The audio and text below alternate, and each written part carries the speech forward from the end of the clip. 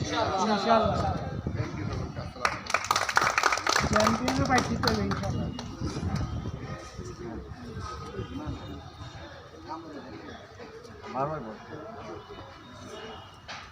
ছোট একটা বিষয় খেয়াল করি আসলে এখানে জেনারেশন আপনাদের সাথে হয়তো হয়তো ভাইকে ওইরকম সুযোগ হয় না এই ফাইনাল নাই বা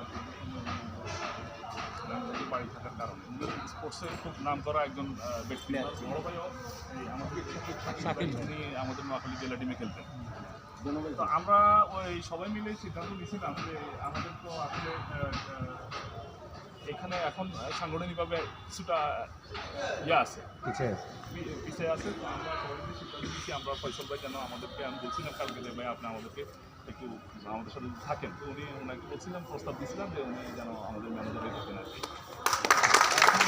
কালকে এটা ইনশাল্লাহ এটা উনি অ্যাগ্রি করছে যে আচ্ছা ঠিক আছে উনি আমাদের সাথে থাকবে এবং উনি ভবিষ্যতেও আমাদের স্পোর্টসের ফুটবলের দলীয় ম্যানেজার হিসেবে উনি দায়িত্ব পালন করবেন।